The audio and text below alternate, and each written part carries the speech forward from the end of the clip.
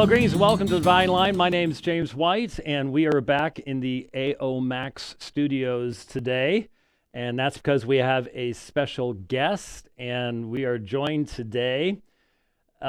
He was first introduced to me as the Muslim Metaphysician, which made me sort of go, okay, that's not a term I've heard before. But then, let me give the background so you understand why all this is going on. Jake Brancatella was introduced to me by Yusuf Ismail. Now, some of you may remember the name Yusuf Ismail. Yusuf and I have debated, well, I've lost track of how many times, but we debated. The most memorable debate was in the Juma Masjid in Durban, South Africa. And that, of course, is available online. And we've done a number of other debates. I think the last debate we did was in that Anglican church. I think it is down the Durban area. And it was on, is the Quran uncreated or something along those lines. I'm trying to remember specifically what it was about. But it was a little while ago. And so Yusuf got in touch with me. He said, have you heard about this young fellow? I think it would be worthwhile if you all had a conversation. And I was like, well, okay, could you link me to some stuff so I could listen? I sort of like to hear what someone has to say. And so he did, and I loaded up a bunch of stuff to listen to on the trip that I took to Pryor, Oklahoma. And so I started listening and very quickly realized, yeah, this is something we want to do. We want to have Jake on, want to have this conversation. So let me say hello to Jake, the Muslim Metaphysician, coming to us from the East Coast. A little bit, probably, I bet you it's much more humid where you are than where I am right now. I can pretty much assure that. But I bet it's hotter here than it is where you are. Is that a good guess? Yeah, it's pretty humid here now. Oh, yeah. But yeah, how's it going, guys? Appreciate you having me on, Dr. White.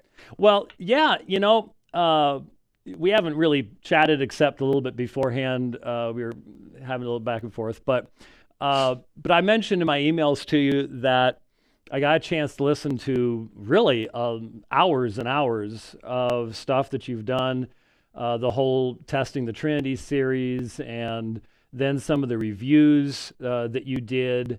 I found it really interesting. How'd you make it through? I'm sorry? How'd you make it through? Wasn't it painful? No, not at all. Because I'm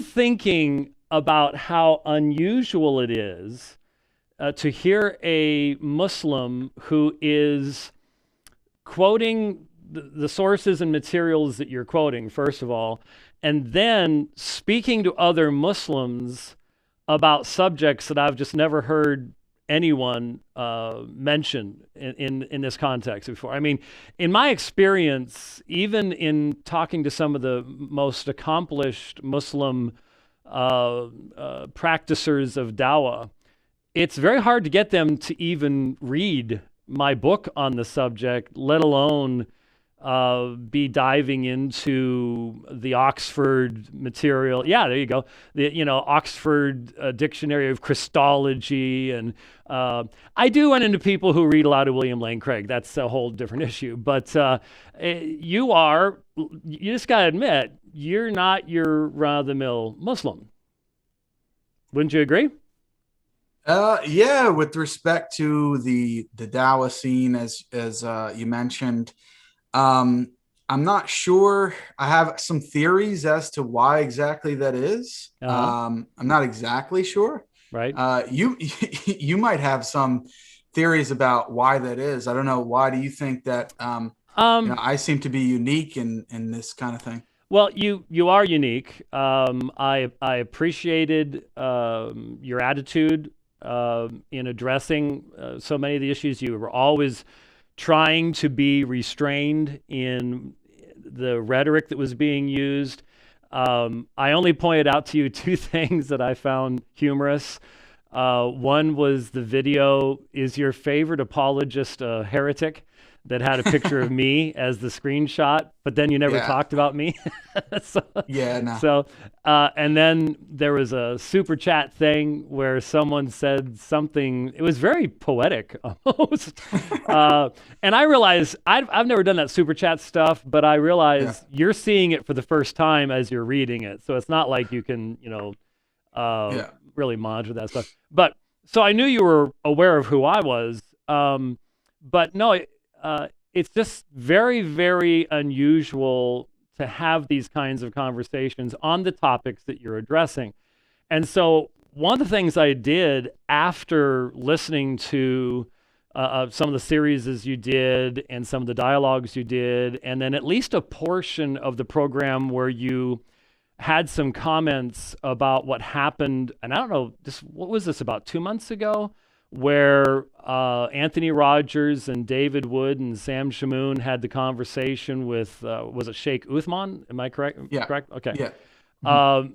You were with some other guys commenting on certain aspects of that particular conversation. I started looking and going, I bet he has a video somewhere about his conversion.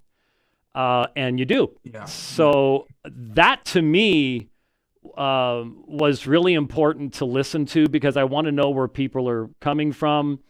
I hope you don't mind if I give the background here, but when I started doing debates with Muslims, I started with Shabir Ali at Biola University in 2006. And especially when I would go overseas, like when I would debate Adnan Rashid, Adnan was used to going to Speaker's Corner and just sort of like being in a Muhammad Ali fight. You know what I mean? Just trading blows and speaking loudly and stuff like that. And finally, we were in Dublin. I just thought, you know what? I want to have lunch with this guy, and I want to explain to him why I do what I do. Because if he could at least understand why I approach this subject, why I care about him as an individual, it might change everything. And it did. And I've tried to, when it's possible, do that kind of thing now. Get together with folks and get them to know me as an individual, me to get to know them. And it just makes the debate so much more useful, and it lowers the temperature level. And as you know, in discussing some of these topics, the more emotions are involved, the less rationality is going to be involved at the same time. So I listened to your conversion video. And so what I found interesting is you're a former Roman Catholic, right?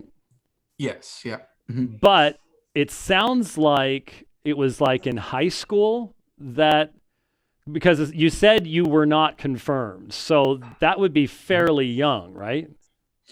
I wasn't confirmed because I was a little bit of a rebel, and they kicked me out of Sunday school, and they didn't confirm me. So okay. So it was around the same time then that you started having conversations with a Muslim classmate or something? Was that what I understood? A few years after that. So that was probably when I was about, I don't know, 13, 14. Okay. Because I think that's around when you get confirmed as a Catholic. Right. And later, when I was about a junior in high school, so I was about 16, 17, I one of my best friends in high school at the time was a Muslim. And we never really talked about it much until probably senior year of high school. He started to talk to me about it a little bit more. I forget. I mean, it's over 10 years ago, so I forget exactly what it was about. Jake, 10 years. Come on, bro.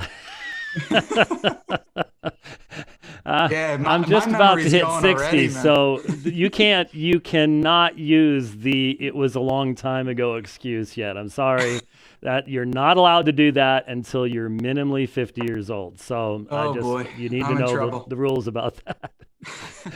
So senior year then.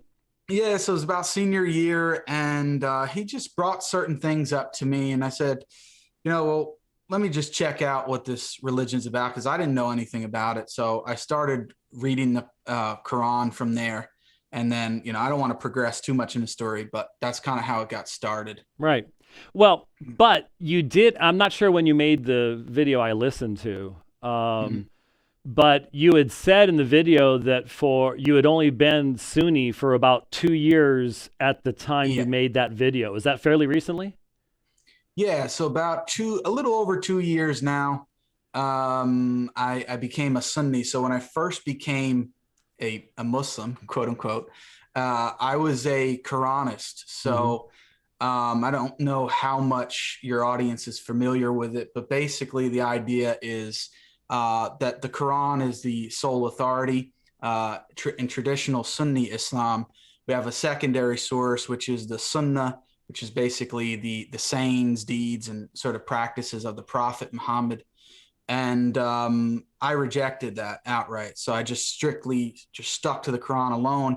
I was very kind of militant in that for about I want to say almost 8 years, Okay. until about 2 years ago, I transitioned to a more traditional Sunni Islam. So that's about 2 years ago now. So we have discussed that on the program because it's fascinating to look at the various strands of Islam and the difference between Sunnis and, well, there's all sorts of difference between different schools amongst the Sunnis, but then the difference Yeah. between Sunnis and Shiites. And then we both know a fellow who is Quran only, who was the first Muslim that I debated, but not my first Muslim debate. I think I explained that. But Yeah. Hamza Abdul Malik was a fellow that I encountered. He first started coming to debates I was doing with Roman Catholics, ironically, on Hmm. Long Island. And he would always ask these he'd always get in line to ask questions during the audience Q&A that generally had absolutely positively nothing to do with the topic of the debate at all. But he was dressed at that time he was still Sunni. So he was Yeah. dressed in the Muslim garb, and everyone was very interested in what he had to say, and he seemed like a really nice guy. So eventually, I think it was 1999, we had a very interesting debate. And then years later, I heard that he had left Sunni Islam for a Qurani or Quran only perspective. So yours was the opposite movement.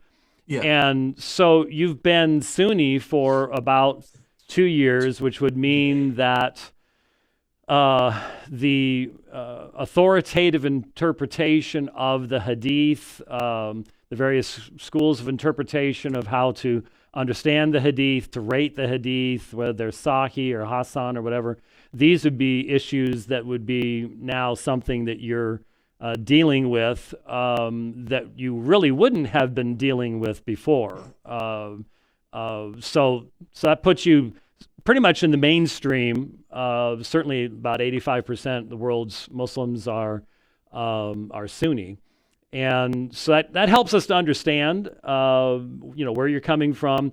But the question then becomes: your focus is the doctrine of the Trinity, the doctrine of the Incarnation, and you have a bachelor's degree in philosophy. So, hence, Muslim metaphysician. You're coming at this. I've spoken to hundreds and hundreds of Muslims around the world.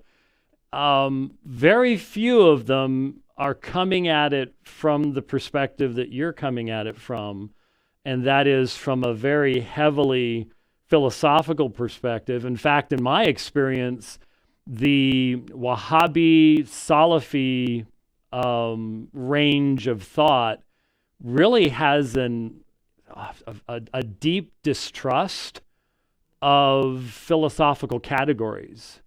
Have you encountered that? Is that something that you have to deal with as you present your materials? It depends. I mean, even the Salafis are not a monolith, so I don't want to paint them with a broad stroke. But yeah, I mean, you definitely get that sometimes. It depends on the group. But then you have some Salafis that are more philosophically minded. So you do come across people on both sides of that issue. I myself, obviously, I have a background in philosophy, and much of my reading is in that area because I'm just really interested in it. So, yeah, I mean, I get that based on certain comments that I receive in YouTube comments, because I haven't smartened up and got rid of them like you guys yet.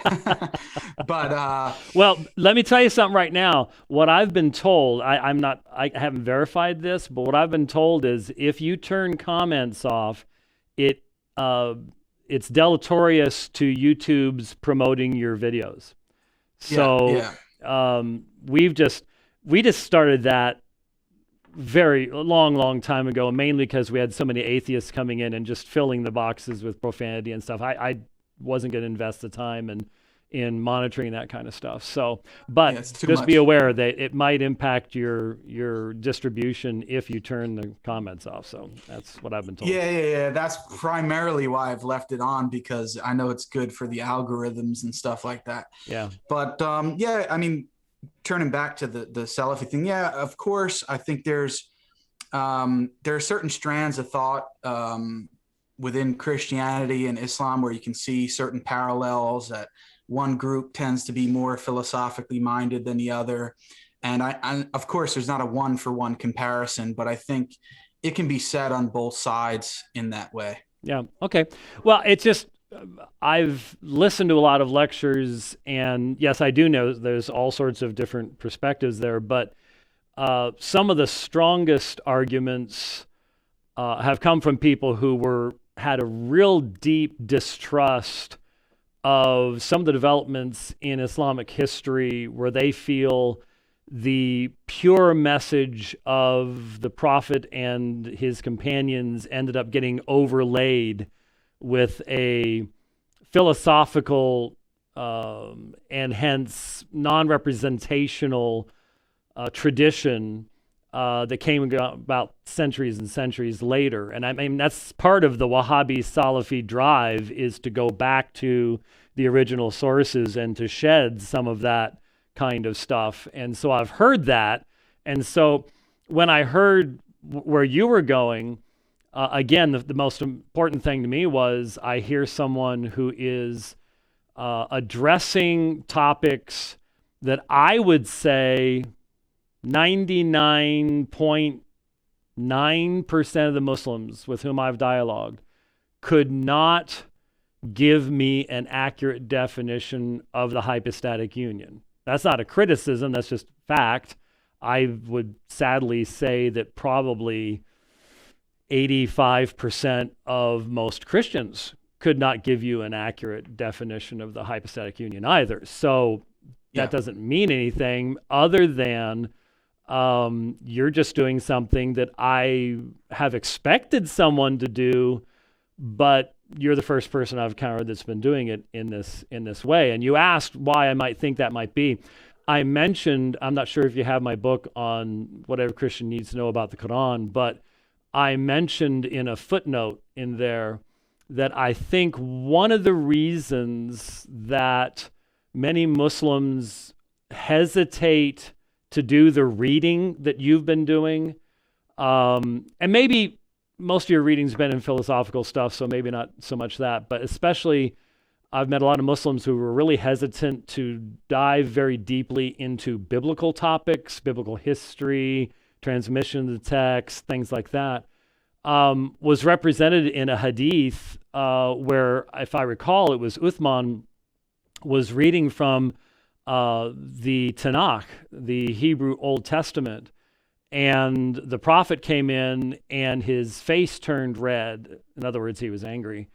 And he basically said to Uthman, "Is not what I have given you sufficient for you?" And it just seems like many times I've encountered folks and I've asked them, I've read the Quran multiple times. I've read all of Muslim and Bukhari. Why wouldn't you maybe read a few of the Gospels, something along those lines? And there was just this hesitancy. And I wonder if that's where it comes from, is that kind of mindset that if I read that stuff, then I'm in some way slighting the final nature of the revelation in the Quran or something along those lines. That's just one theory I've thought of. What do you think of that? Yeah, I'm not sure. It's really difficult to say. I think it's more to do with the method of dawah that's been prominent for the past Oh yeah. 30 or so years. I know you're familiar with Ahmed Deedat Oh and yeah. Zakir Naik and these kind of people. And I'm not saying anything bad about them, but I think that their methodology and work has been very influential on Muslims for either good or bad reasons. And I think that's just a fact of the matter. I don't think that's really can be disputed. Yeah. And so I think much of the Islamic apologists, so to speak, have just been following in that sort of way of arguing things and haven't really looked as much into the philosophical issues or maybe some of more of the deeper theological concerns that I myself would have. I think, at least in recent history, because that's all I know, I'm only 30 years old. So that's what I see personally is I think what the strongest reason would be. Right. But I can't say for sure. Yeah. No, D. Dot had a lot to do with it. And I don't know if you've seen the debates that I've done in South Africa with a gentleman who really purposefully attempts to speak like D. Dot, dress like D. Dot, stand as D. Dot stood. But yeah, he's still, as far as I know, probably the most listened to Muslim speaker in the world, even though he's been dead for 16 years, something like that. So yeah, he has a huge influence. And I've been saying since I started to Muslims on the other side, guys, you've got to step up your game. We're well past the D. Dot age. And so I congratulate you for being a part of that. I don't want to get you in any trouble with anybody for saying that. But so let's talk a little bit about some of your key issues. I have up on the screen, actually, a screenshot from one of your videos, the first video on the logical problem of the Trinity. And so I don't know if you've come up with something fancier than this that you wanted to screen share or not, but it's straight from your own video anyways. Because you said you specifically wanted to make some comments. I had commented briefly on this and had basically said to people, this is where the conversation normally has to go in speaking with Muslims, or to be honest with you, in speaking with Jehovah's Witnesses, Mormons, in any context where a Christian is seeking to define and defend the doctrine of the Trinity.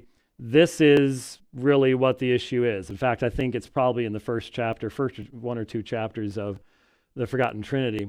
Do you want to run through it or what? Yeah, I'll run through it. I just want to say something briefly about my approach in a little bit more detail to these discussions and why I would even be looking at something like the quote unquote logical problem of the Trinity. Part of the reason is because when I was a Roman Catholic myself, some of the core doctrines like the Trinity and incarnation, it didn't really make sense to me on a sort of just basic intuitive level, but I didn't have a way of really expressing that. And so when I looked into it more and more, I realized, okay, what seems to be the problem is an example of this is what you have here on the board with the logical problem of the Trinity. But why I feel that this approach, at least from my perspective, is necessary is because the sort of strictly scriptural and maybe even a little bit historical debates that you as well, in tandem with the Muslim apologists that you've been speaking to for 30 years or whatever it is, I feel like the conversation's gotten a little stale and the same sort of arguments and talking points have been repeated over and over again. And I think that what is undergirding a lot of it at least from my perspective, I don't know if many of the other Muslims feel the same way, but from my perspective is the logical coherence of the doctrine. So I want to differentiate between my sort of approach so people understand where I'm coming from as opposed to this purely scriptural thing. The way that I look at it, and obviously this is going to be the fundamental difference between you and myself, Dr. White, is that in order for a doctrine or a belief set, whatever it is, to be considered true, it has to be at minimal logically coherent. And if it's not, then I'm going to have an immediate issue with it. So I think it's a necessary component. It's not necessarily sufficient, but it is necessary. So that's where I start off with. Mm-hmm. And then if I take a belief or a belief system and I think that it entails a contradiction or some sort of incoherence, then that's going to give me reason to cast doubt on the belief itself. And so what I've mainly been doing in my videos is saying, well, all right, we've been arguing about whether or not the Trinity is in the Bible for how long now? Like, people who are far better than me can probably do a better job of it from the Muslim side and obviously from the Christian side. So all of those debates are there. People are free to watch them. I'm saying, okay, let's assume for the sake of argument that the Trinity is in the Bible and explicitly in the New Testament, at least. Well, what does that leave us with? Like, what are the implications? Is it a sound doctrine or is it incoherent? And so I obviously think that it's not sound.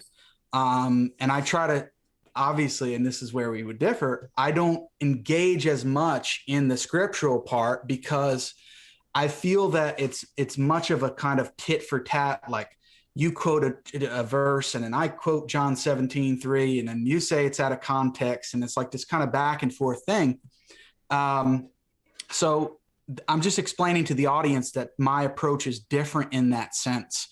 So I kind of grant it for the sake of argument that the Trinity is in the Bible. And then I say, well, if it is in the Bible, does it make sense? So that's kind of my basic foundation. Now, before I go into the LPT, I don't know if you have any comments on that, Dr. Yeah, White. I would like to comment it because, as I mentioned to you, I do think that is one of the key issues, and that is I think the philosophical explication of the categories that are inherent in a discussion of the doctrine of the Trinity, which include being, person, nature, the relationship with the divine persons, all of these things, from a truly Christian, a believing Christian perspective, are determined and defined by the biblical categories first and foremost. And I think one of the reasons that I was yelling alone in my RV somewhere in Oklahoma as you were properly and contextually quoting William Lane Craig was because of that very issue of my saying, look, this is the foundation where we're coming from.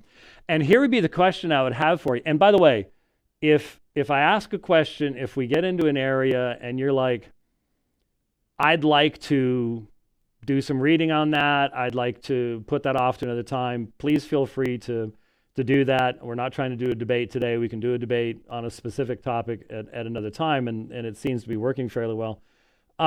But do you apply the same standards to your own faith that you are asking me to apply to mine? Because if you're familiar with my debates, I have said for many years that we need to have equal scales, that we need to be consistent in the criticisms that we're making of others. If I present an argument that refutes your position, but it refutes mine at the same time, I can't bury that fact. I need to be open about that fact. And so in light of that, would it be, is part of your regular studies, not just on the doctrine of the Trinity, but also on the logical coherence of Tawhid and how, for example, you can understand the relationship. I know you do deal with the issue of the attributes of Allah in regards to Tawheed, but in regards to how love can exist in absolute monotheism, and how some of the things that are asserted in historic Sunni Islam in regards to the Quran, the nature of the Quran, certain actions of Allah, these all seem to be relevant issues as well, that as a Christian, I need to respond to what you're saying, but we also need to make sure, I mean, do you share that emphasis that yes, you need to use the same standards in the positive presentation of your faith that you would then require us to use in providing our response? Yes, definitely.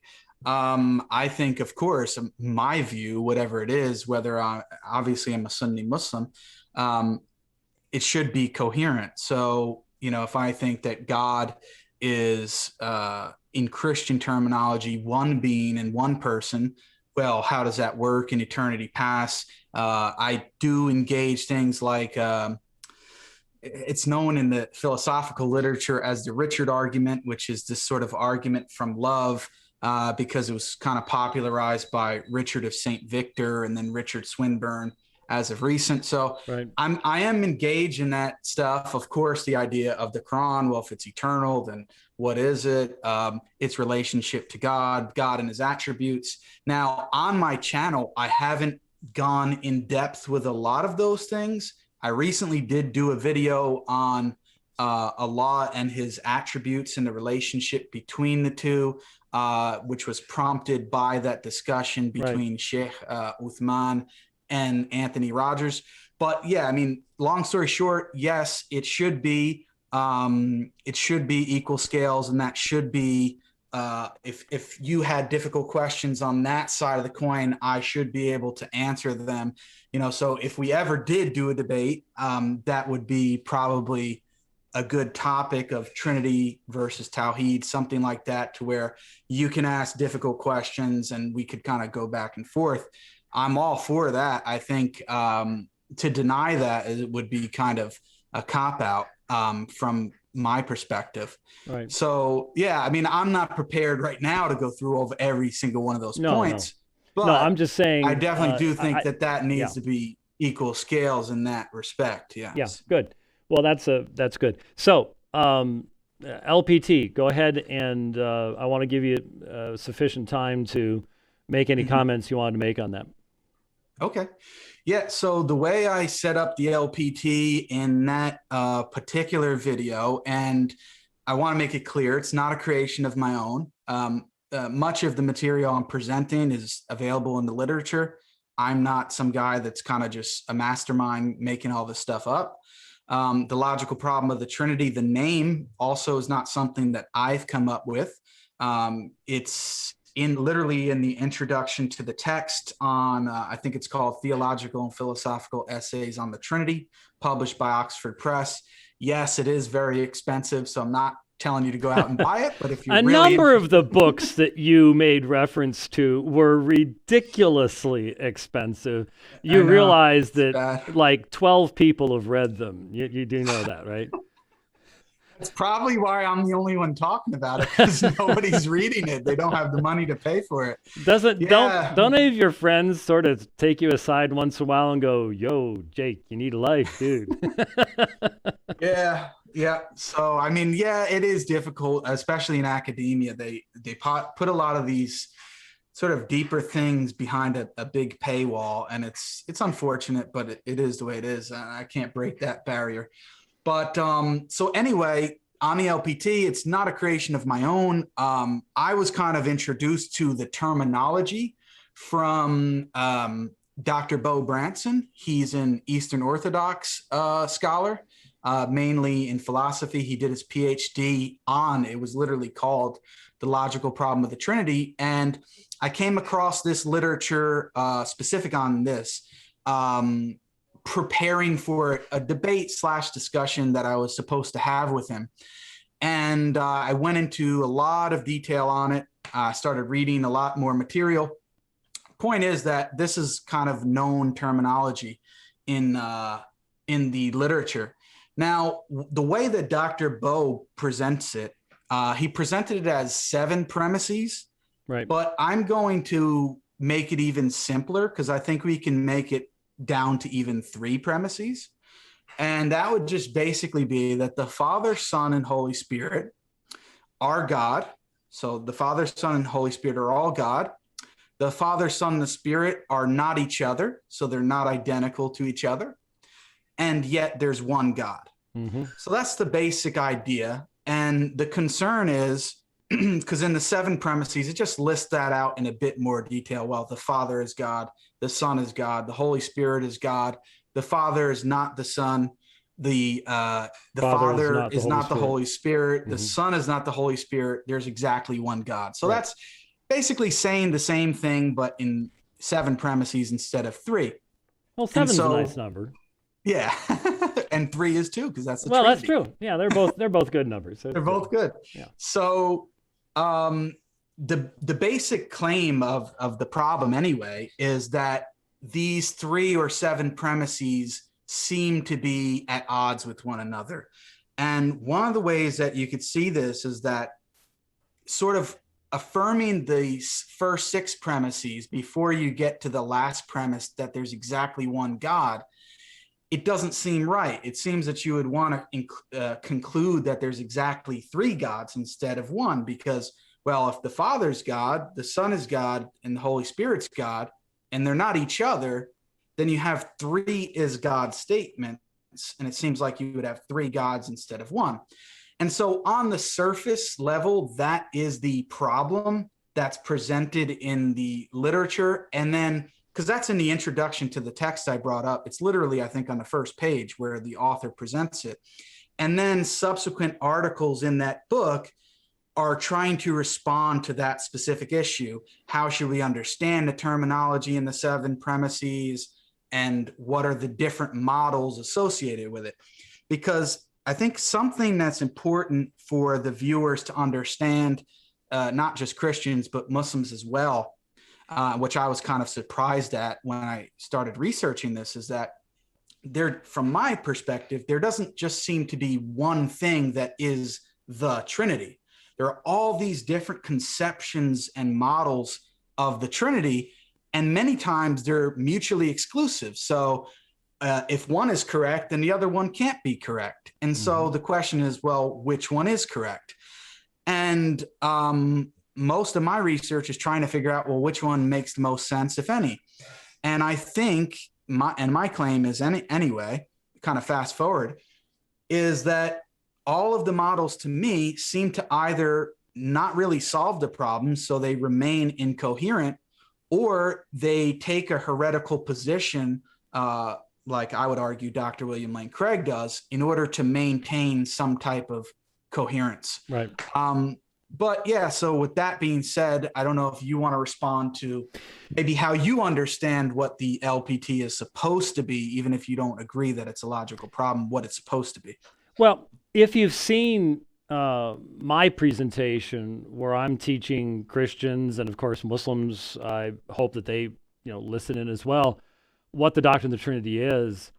The 7, if we were to do that one, I would take the 7th, start with the 7th, and say that everything else in the other 6 has to be interpreted in light of the epistemological foundation demanded by absolute monotheism.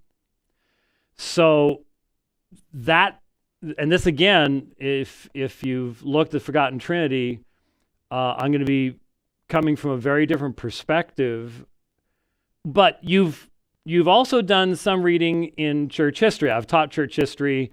I started teaching church history in 1990, so that was just before you were born, right?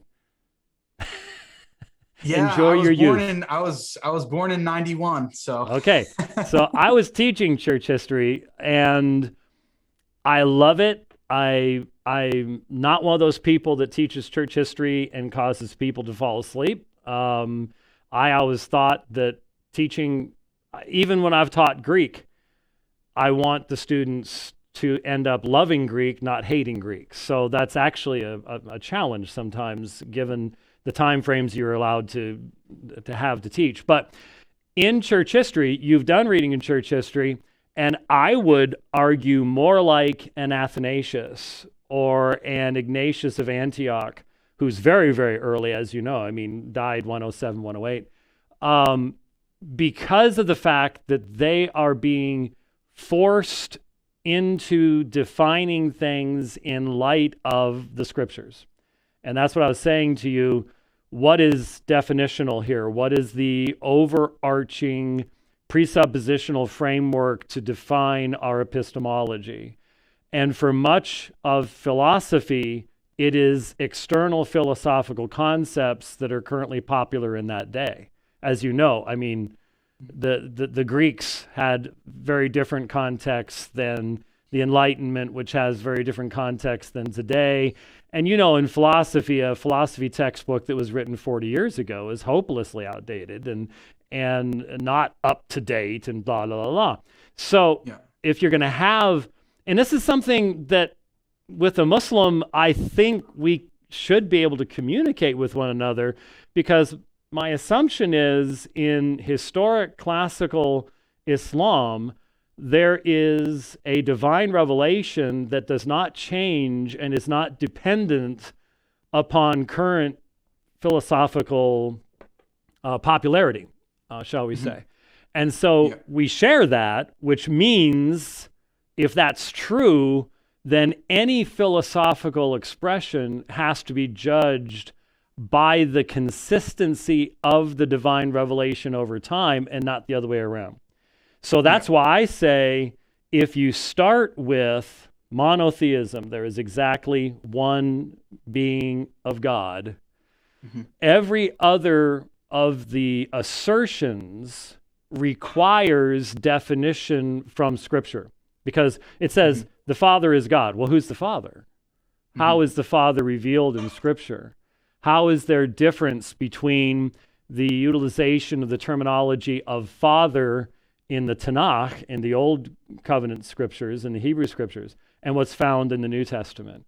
When Jesus says to the Father in his high priestly prayer in John chapter 17, glorify me together with yourself, Father, with the glory that I shared with you before the world was, that has to be involved in our definition of the other six assertions, because it's assuming something about Father that if you only have the Old Testament, it's going to be different than you have the New.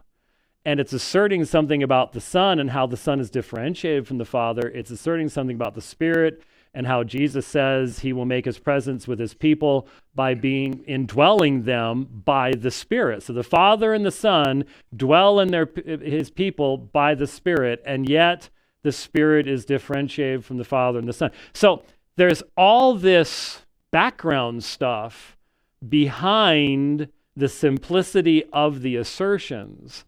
And so the danger of this laying out of the LPT as I see it is putting monotheism at the end rather than being the definitional first and primary statement. And you understand the importance of primary statements in making an argument or in defining a position.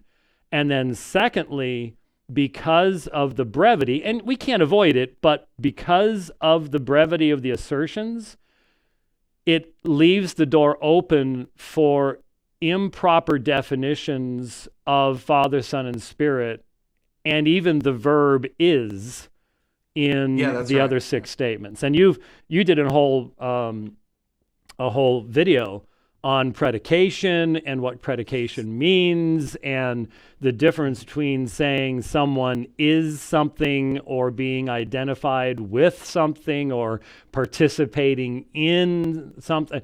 There's all sorts of issues that, again, you're the first Muslim I've ever heard discussing issues of social Trinitarianism or fundamental subordinationism. and all these things. But one thing I would invite you to do, because we're not doing a debate today, but one thing I would invite you to do as you continue your studies is, since you're investing in these, or maybe you've got a library nearby, I don't know, or you're robbing banks to be able to buy those books. I won't say anything about it if you won't, but if any libraries get hit up in your home state, then we'll know who to look for. We were talking about it earlier. It's a little bit easier now because you can walk into the bank with a mask on. That's right. And nobody would blink true. twice, so you could catch them off guard. Everybody looks like a bank robber today. It's a sad thing. But one thing I would encourage you to do is, as you're reading sources, find out where the author is coming from in their commitment to the reality of divine revelation. I do that when I look at Muslims. I mean, I think it's important if I'm reading someone who calls himself a Muslim, but they're not certain that Muhammad existed, I need to know that. I need to take that into consideration, right? Right? That's a big problem. Oh yeah, of course it is. But there are people who call themselves Muslims teaching in universities that are not fully certain whether Muhammad existed as a historical person.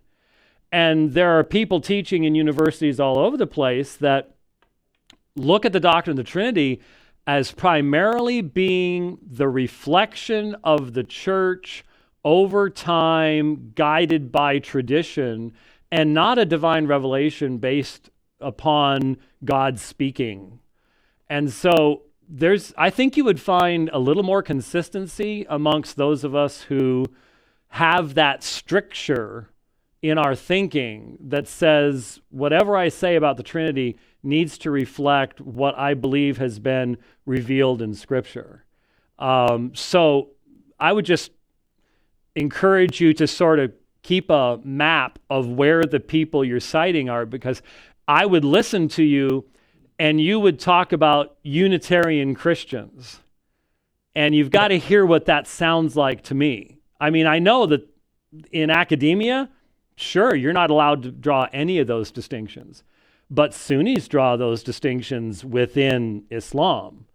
And we do the same thing as well. And I find much more consistency in understanding where Muslim scholars I'm reading are coming from if I can find that background information. I think you'd find it useful because I'm getting the feeling you're continuing your studies, that you're not done yet, right? Yeah, no. Yeah, it's not like a closed case. I mean, pursuit of knowledge is lifelong, so I don't think there's really any stopping to it.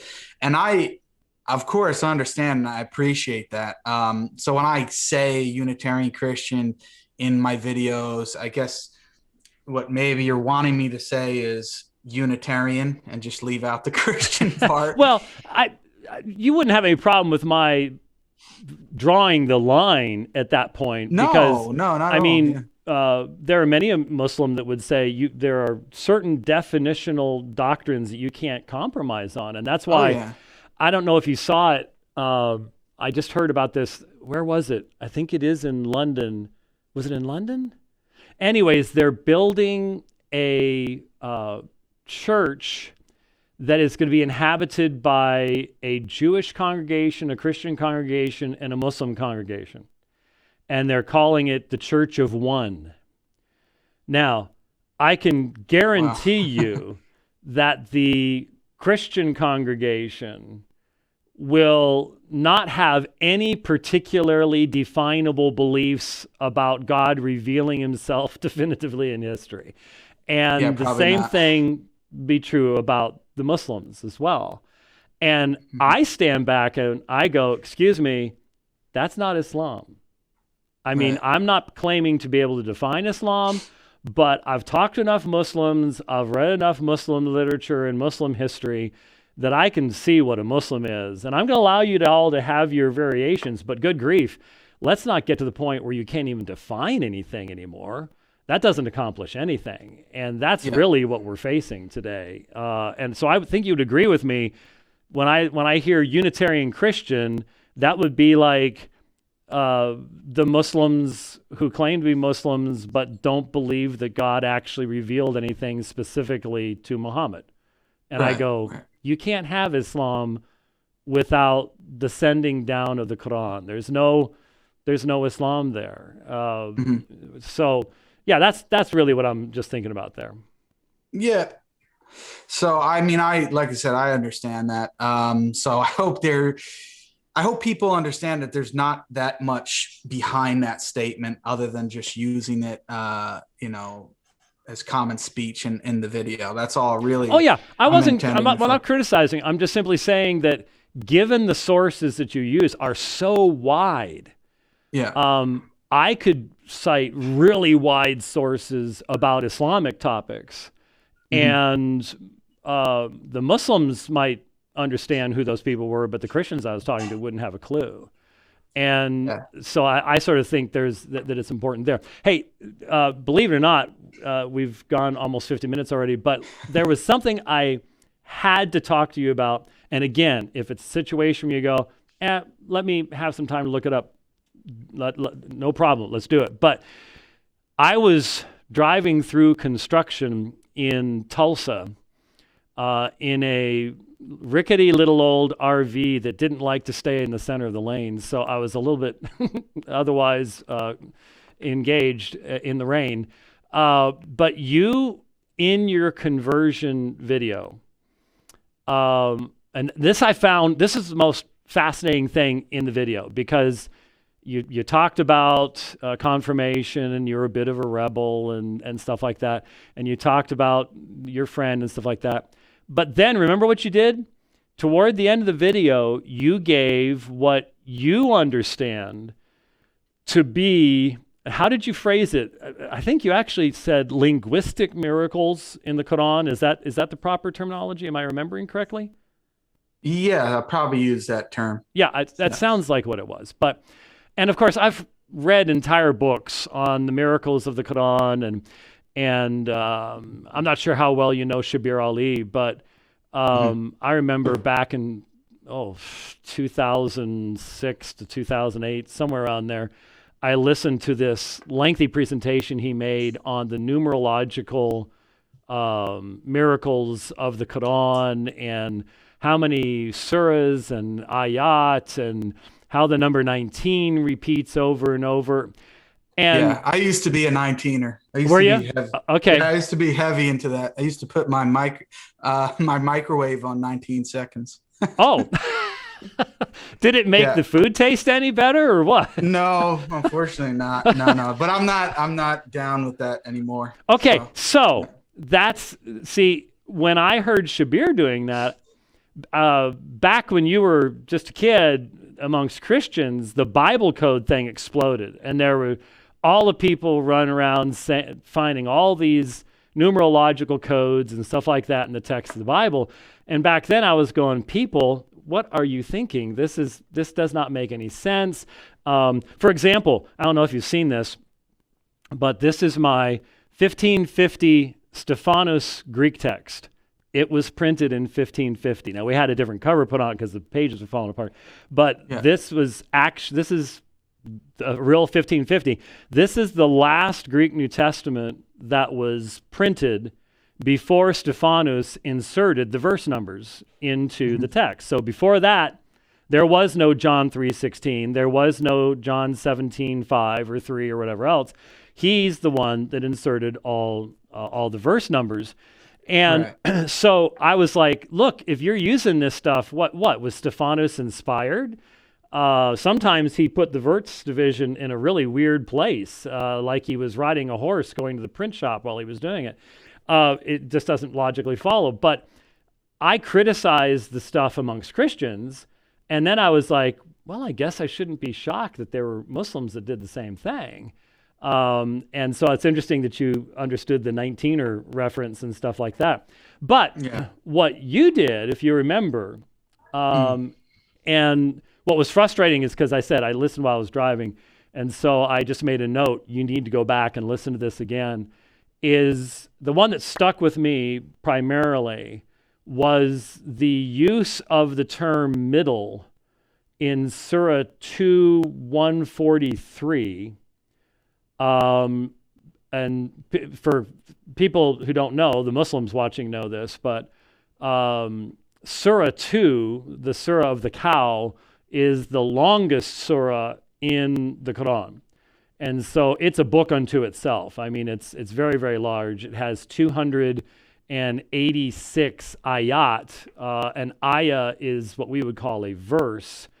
And so you're basically saying the term middle appears in verse 143, which is in the middle of Surah Al-Baqarah, and that this was one of the linguistic miracles of the Quran.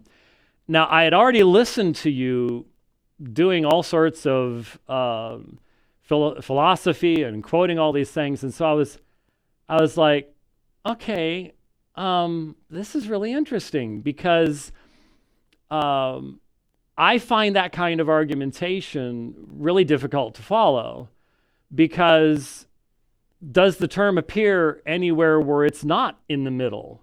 In other words, how could you falsify this? How could it carry evidentiary weight? I'm not sure if you believe it carries evidentiary weight, but you presented it as a miracle, so I assume you do. But what would be the categories that would allow you to make that argument?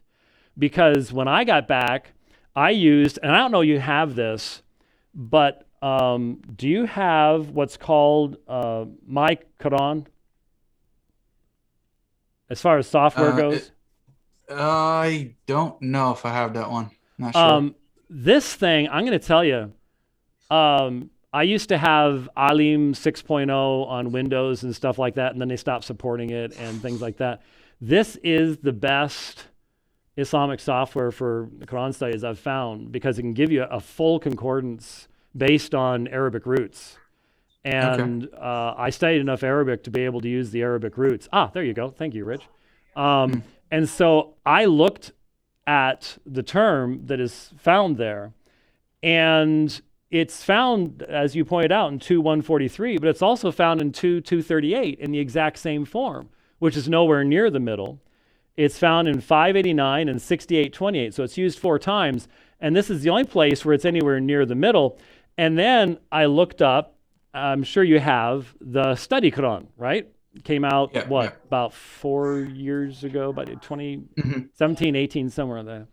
And I looked at the commentary in the study Quran, and then I verified this online. And according to the Hadith commentary, the commentary from Muhammad in regards to that verse, he interprets that term to mean best, not middle, the best people. And there's actually a parallel in, as I recall, it was Surah 3. And so if it means, according to Muhammad, in a Sahih narration, I would assume it's Sahih narration, it could be a Hasan, I suppose, they didn't say in the study Quran, that it means the best people, then his own interpretation is that it has nothing to do with where it is. And then the thought I had in the RV while I was driving was, who divided Surah Al-Baqarah up into the ayat in the first place? I think most Muslim scholarship would say that came much later in time. I have 2. I have the London Quran and the Paris Quran. I have full museum quality facsimiles of those very early Hijazi texts. And there's no, there are some later diacritical marks, but they're not there yet. So if the ayat are divine and divinely inspired, then that took place after the Prophet died, which opens up all sorts of other questions as to how could that be. If he's the final prophet, who has these prophetic abilities to provide the exact proper ayat? So that's the Greek and Hebrew professor in me, hearing what you said. And at the very least, I wanted you to hear how a Christian heard that assertion And the first things that crossed my mind, now I'm a weirdo, I realize that, so I'm going to be coming at it from a little bit of a different perspective, and I've read the Quran many times, but can you hear why I would go, I found it unusual that you found that to be a persuasive argument? Yeah, I mean, I don't don't get me wrong. I don't think it's some kind of knockdown argument for Islam or the truthfulness of the Quran. I think it's just a little thing that I was adding into the video as something interesting for people to look at. Obviously, you're not impressed with that at all. But Well, so I but can I gave totally see it. I gave good reasons, didn't I? Yeah, I mean, from my point of view, that alone is kind of meaningless, right? You'd have to try to come up with a cumulative case in which you showed that these kind of things happened beyond probability, right? Which I'm not in a place to do right now. So, right. Yeah. Well, and there was one thing I forgot. I apologize. Just you can go back and look at these if you want to talk about some more. Look, the whole reason it caught my attention is it just seemed out of place in light of the arguments you were making elsewhere. And one of the things that caught me, and I don't know if how much Arabic you've studied, and my Arabic has become horrifically rusty, unfortunately. But I did have a tutor for a number of years because I felt it was necessary. You and I both know how many Arabic terms are used in Islamic theology. If you don't have at least a basic vocabulary, you're going to be lost. But just in counting words, for example, I was actually thinking about trying to count, and I have. In fact, you might find this interesting. Let me switch over this. My Accordance Bible software actually has I don't have it up, and this is, this is the Windows version. Anyways, I have a pretty fairly decent Quran module in Accordance Bible software. I was going to ask it to count words to find out if that was anywhere near the middle word of Surat al-Baqarah. But we both know what the problem is. How do you count words in Arabic? Is a prefix preposition a word? It all depends on, it's completely subjective as to how you do that, just as the division into the ayat seems to have been completely subjective. So unless there's some type of real strong reason from the Quran to believe that its later form, which it couldn't have had during Muhammad's lifetime, obviously, is divine, then that was what made me go, okay, what I'm missing something here. I'm missing as to why that's an argument. So again, not asking you to respond to any of those things right now, but do you at least see how I'm hearing it and what I would see you would have to do to present that cumulative case in light of the other uses of the very same term that are nowhere near the middle and don't mean middle, they mean best. Yeah. I mean, that video, if I remember correctly, the one that you're talking about was like a half-hour video. Yeah. I put together a couple things. One of them was this middle issue, and then a couple more things that I thought King were and interesting. Pharaoh. Yeah, but it wasn't like I was not trying to present down some kind of knockdown argument, right. Or it was just something I thought was kind of interesting. I named a couple of those things, but of course I agree. If I wanted to take that argument very seriously and expected other people to do so, right. I'd have to do a lot more work to try to make that point. Right. Well, it just, again, I wanted to ask you about it because I just felt that I had been listening enough to you that then when I listened to that, I was like, I feel like I missed something. I feel like I'm not sure. You're like, this guy's making better arguments. He came with some weak stuff here. What's going well, on? Okay. If you want to put it that way, that's sort of what I was thinking. And And so I wanted to give you the opportunity. And if you find some other stuff out on that, or if I'm wrong about something, great. I'd like to hear about it. Yeah, I mean, I'd have to look into the tafsir and all that stuff as well. So. Yeah. But my point was, Jake, that what I did is I didn't just dismiss what you said. I went to your sources, and I went to them hopefully honestly.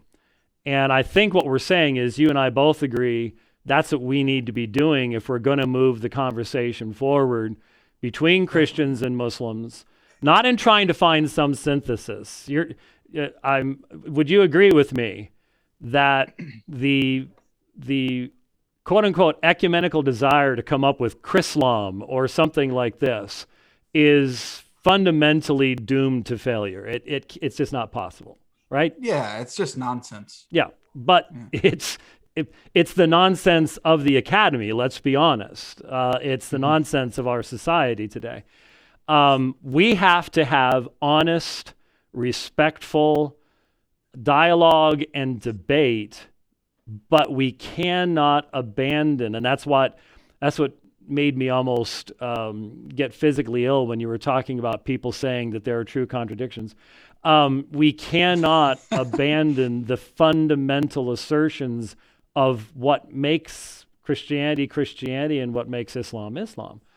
And so, by the way, real quickly, because we're out of time, but did you ever see the two dialogues I did with Dr. Yasser Qadhi? Yes, I did, but it's a while ago. So it really wasn't that long ago, Jake. You're having memory problems way too young. Okay. I am, man. I hit 30 and I can't remember what I ate for please.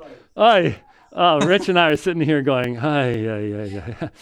we could recommend some brain supplements to you that we take, but no, seriously, if it's been a while, I hope that you heard that what we said in those dialogues both times, even though I took huge amount of heat for having done them, because I showed respect for someone else. I, for example, admitted that I had learned so much from Yasser Qadhi, that I found his Arabic pronunciation wonderful and helpful and things like that. Oh, man, there were people on my side that just wanted to kick me out of the kingdom for daring to do that. And I can guarantee you that I'm going to take some serious heat for the fact that you and I have simply had a discussion, and I haven't come down on you like a ton of bricks and told you to repent and leave Islam and so on and so forth, but I've laid a foundation for future conversation, and I've shown respect for you. And so some Christians just don't think that you should do that type of thing, and I suppose there might be some Muslims on the other side that'll have the same type of feeling. But we laid out the first night what we wanted for the other person. And so, that has to be honestly admitted. Everybody in this audience knows I want you to know what I know and who I know, and you want me to say the Shahada, which I've said many, many times before in Arabic, but as you know, it has to be said with belief that it's true. And so we understand where we want this to go, but we recognize that just jumping to that without dealing with all the stuff that needs to be dealt with first doesn't really accomplish anything. Is that a fair statement of where we'd both be coming from? Yeah, I mean, I agree 100%. I couldn't have said it much better. And I'm glad that you think the idea of true contradictions is kind of nonsensical, because I feel the same way. So I'm glad we're on the same page with that. Well, what's the smell of blue? I mean, that's where we are. Once you embrace that perspective, we can't have communication. We can't agree on rules of grammar. We can't talk. We can't formulate ideas. It's done. Mm-hmm. And from a Christian perspective, if we believe Jesus is the incarnate truth, I like I said, I was having trouble keeping the RV on the road during that one. Yeah. Yeah, and it's like I said, we have to be honest. It's a complete minority view. Even amongst the liberals, right? So this guy just came out with a book a couple months ago. Yes. But I had to get it thanks to you. Thank you very much. Yeah, it's tough. It's more on the incarnation, but Yes. still, he's still kind of trying to make the same point. But I mean, before we go, I'm glad we could end on that note that true contradictions are kind of nonsensical. Right. But when we were talking about the LPT, Yes. and you mentioned that I kind of went into this whole thing about the is of predication and the is of identity. And when you Right. said that the Father is God and the Son is God, how is that is functioning? Are you saying that the Father's identical to God, or it's sort of a thing that's being predicated of him in a Hmm. certain way? I appreciate that. I think you understand the difference between the two.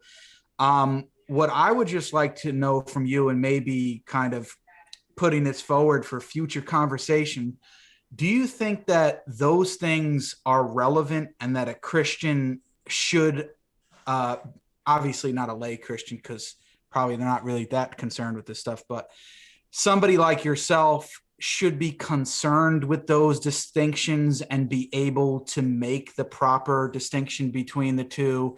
Same thing with things like being in person, as Muslims Hmm. were told all the time, well, guys, there's a difference between being in person. Hmm. And I'm like, yeah, okay, I agree with that. But then should we have at least working definitions of what a person is and what a being is, and then how they interact and are applied to the Trinity?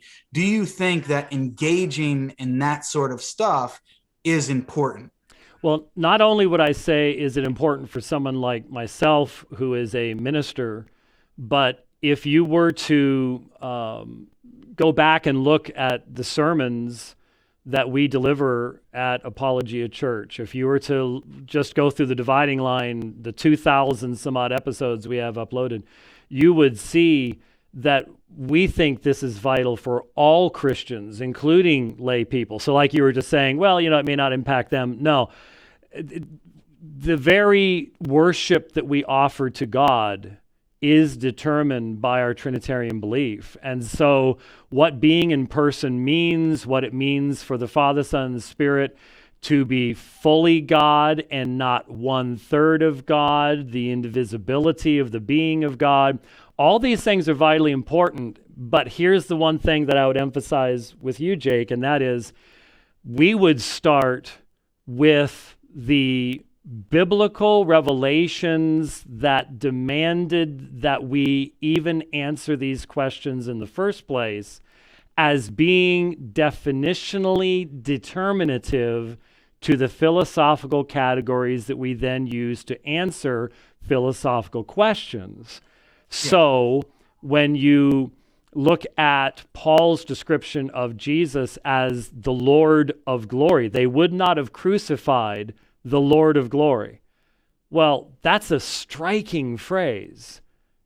How are you supposed to crucify the Lord of glory unless the Lord of glory took on human flesh? And I think one of the things that you've argued that would be worthwhile for future dialogue or even debate is, and this is, again, you're the first person that I've seen do this, is you will take categories from the doctrine of the Trinity of being in person, and then you'll go over to the incarnation and the hypostatic union and say, it sounds like you're saying the opposite now. I think that was one of the things you brought up when you were criticizing Anthony Rogers. I think at one point, though, and I've forgotten what the detail was. Oh, I am certain, I didn't contact Anthony to ask him this, but I am certain that Anthony believes that Jesus has his resurrected body in heaven. I think if that was communicated differently in that discussion, I would be stunned to find out that Anthony would not believe that Jesus has his resurrected body, because that's why he's the God-man. That's vital to our union with Christ. So that came up. That was something you really focused on in your discussion of what defines a person, and then put him at odds with William Lane Craig. And I just don't think that's what he was saying. But I could be wrong, but I would be stunned. He's a Presbyterian. I'm Reformed. There's a confessional standard that we have. But the point is that yes, this is vitally important.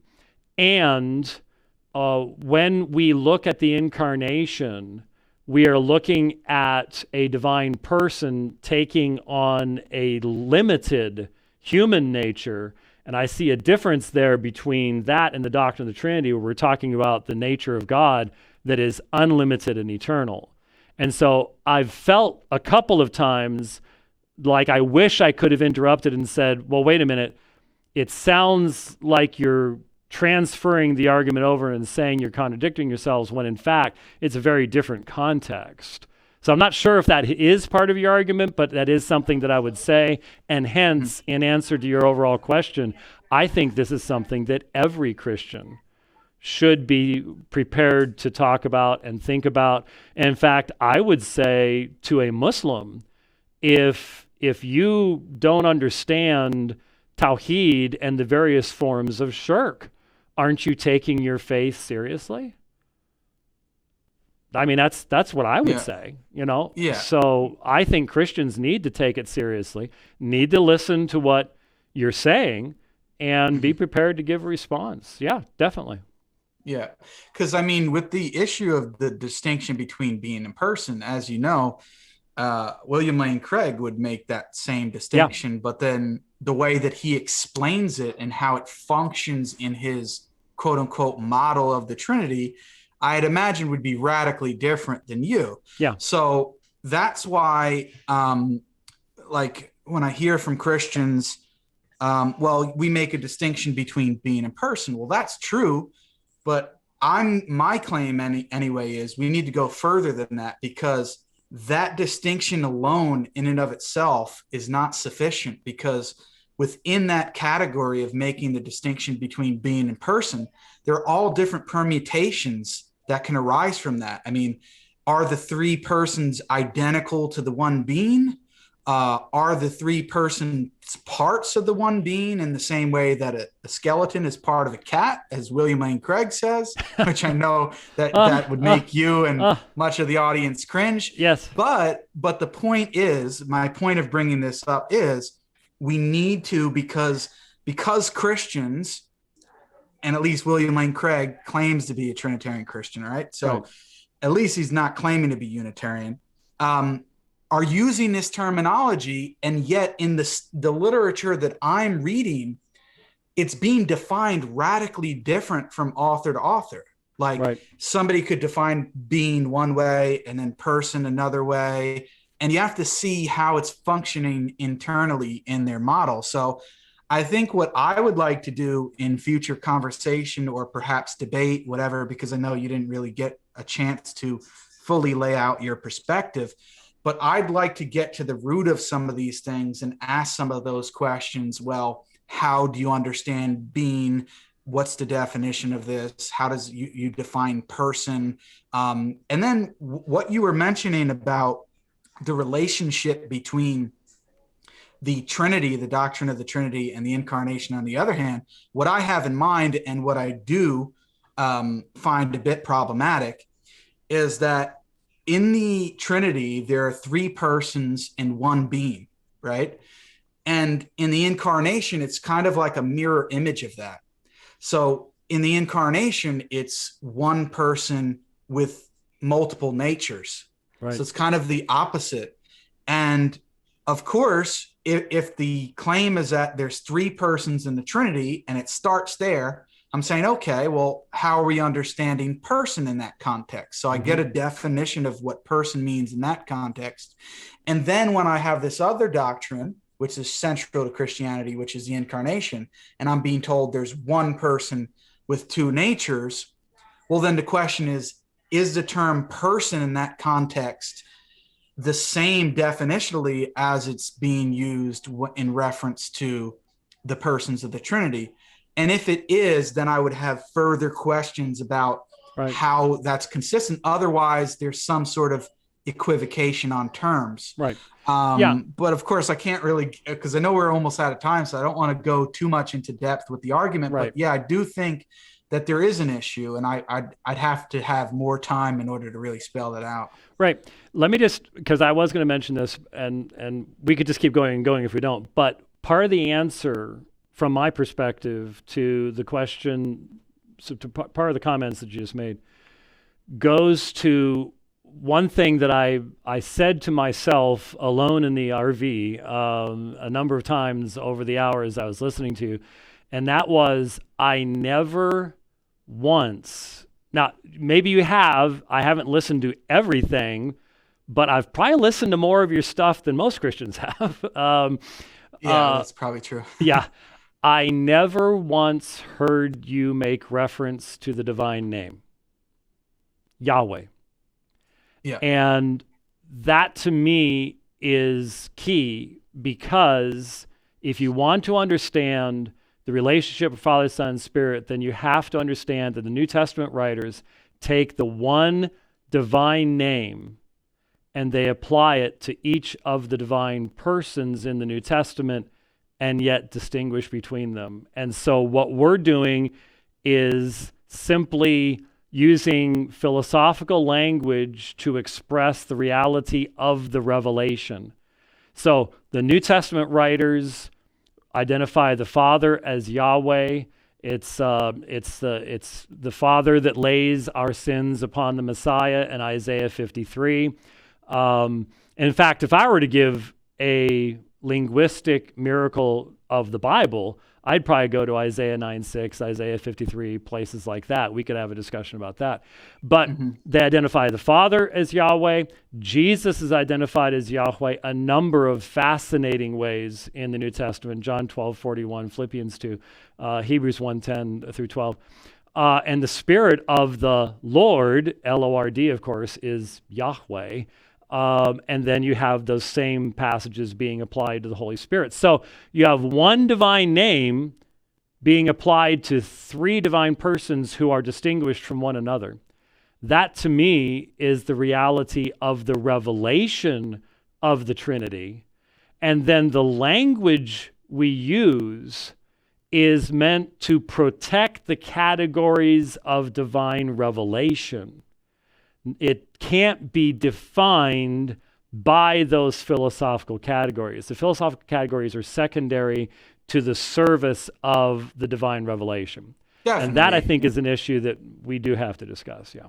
Yeah. No, I have no problem with that. I mean, any philosophical explanation of the Trinity or any Christian doctrine should be faithful to the texts that are in question, right? Right. So, of course, if they're not, then you've already got an issue. And I think we would agree that William Lane Craig has an issue in these instances, and he's not the only one. So I'm not trying to pick on him. No. But the fact of the matter is, when you mention Yahweh, in defense of myself, the reason why is because I'm engaging it from a philosophical lens. So I'm assuming, obviously, I know the claim that all three of these persons are called Yahweh and how it functions in the Bible. Maybe that's an issue on my part, that I was just assuming that people would be familiar with that, and I was granting that. I should have maybe explained that in more detail. I'm actually questioning whether or not I ever said that. I find that very interesting, but I would have to go back and comb all my videos to say if I... Yeah, I haven't listened to all of your videos, so maybe you have, but in none of the hours that I listened did that come up. And there were a number of places where it'd be like, yeah, but if you mentioned that, then that would give the biblical background, see? And that was just something I kept saying to myself. But hey, you know what? We've gone through this whole period of time, and we haven't declared war on each other or insult. Now, the hat, I have to admit, looks a little bit like a MAGA hat, and I'm a little concerned you might get in trouble for that in certain places in New Jersey. Yeah, everybody says it, but then I just zoom in and I'm like, no, guys, I know. Muslim metaphysician. I just don't want you to get a drive-by because you're going down the street before we can have a good conversation on certain things. So, but hey, we've demonstrated we can have these conversations. We can do so with respect and not compromise, and that's exactly what we want to do. So I appreciate your willingness to come on, and I look forward to future opportunities of doing more. And like I said, please just don't wear that hat outside the house, okay? Yeah, I usually try not to, but I share the same sentiments. I appreciate you having me on, and I look forward to future conversations. Okay, great. All right, thanks. You have a good day. All righty. Well, thank you for listening to the program today. I am thankful for everyone who tuned in. What? Oh, okay, fine. Rich wants to make sure that this is what I did not know was coming, and this is what Rich put together, and it's beautiful. And I just want you to understand that these kinds of light, oh, that does move. Look at that. Oh, that these kinds of lights are exactly what you would find in Prescott, Arizona, and that's where Rich comes from. So these are the beautiful Alpha and Omega lights back here, and so there's going to be some more of this eventually. But and the logo, of course, yes. And what's that? Oh, it's made out of metal. Wow. How'd you do that? We'll find out later on. Laser cut steel. Very impressive. All right. Well, we're back in the AOMax studios, and so much is going on in the world. We are surely going to be back here next week when we continue with the dividing line. Thanks for watching the program. God bless.